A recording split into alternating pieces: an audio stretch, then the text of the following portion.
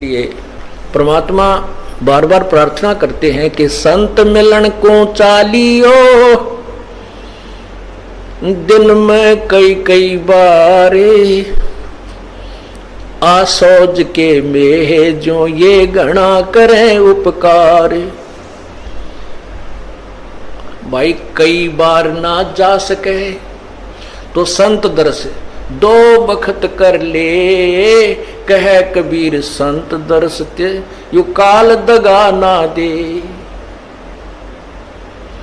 दो बखत भी ना कर सके तो दिन में कर एक बार, कह कबीरता दास का बेड़ा हो जा पार।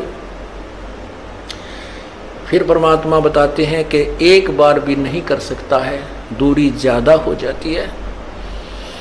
तो कहते हैं सप्ताह में एक बार अवश्य कोशिश कराने की। सप्ताह में भी नहीं बात बनती है, ज्यादा दूरी है, तो पक्ष यानी 15वें दिन पक्ष अवश्य। उससे भी दूरी है तो फिर एक महीने में अवश्य दर्शन करने की चेष्टा कर, अवश्य पहुंच। और फिर भी कुछ ज्यादा ही विदेश दूर चला गया है तो 6 महीने तक चूकिए मत। और भी ज्यादा कोई मजबूरी या दूर चला गया है तो 1 वर्ष में संत के दर्शन के लिए अवश्य आइए। और दूर रहते हुए फिर कैसी भावना रखे, लाख कोस जो गुरु बसे और शेष समुद्रा तीर, एक पलक भूले नहीं जो गुण हो शरीर। कहते हैं गुरु जी चाहे लाख कोस की दूरी पर बैठे हैं लेकिन दिल से दूर नहीं होने चाहिए।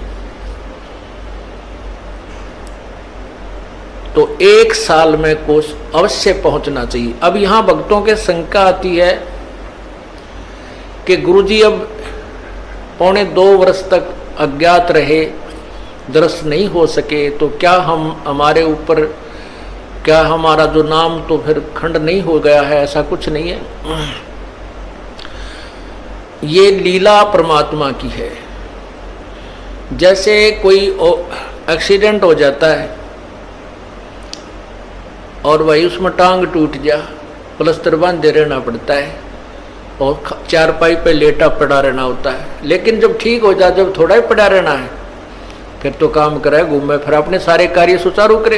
तो ये कोई लीला है परमात्मा की, इनमें ऐसा कोई दोष नहीं आता। क्योंकि आप तो रो रहे थे, आप गुरु जी से दूर नहीं थे, आपकी आत्मा तड़फ रही थी। और उन नादान लोगों ने स्वयं भी पाप कमा लिया जिन्हें हमारा विरोध करके ये ऐसा झूठा केस बनाकर परमात्मा के कुत्तों को सजा उन्होंने हमारे को प्रताड़नाएं दी है, जेल में डाला। अब मुझे इस बात का डर है कि उन गेला के बनेगी।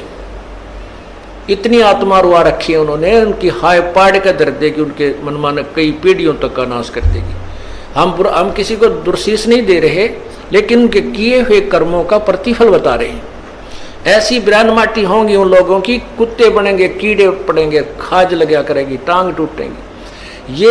ये मुख्य दोषी वो लोग हैं जो स्वार्थवश जनता को गुमराह करके और संतों का विरोध कराते हैं। लेकिन दोष उनको भी लगेगा जिन्होंने पाखंडियों की बात बिना देखे सुने मान ली।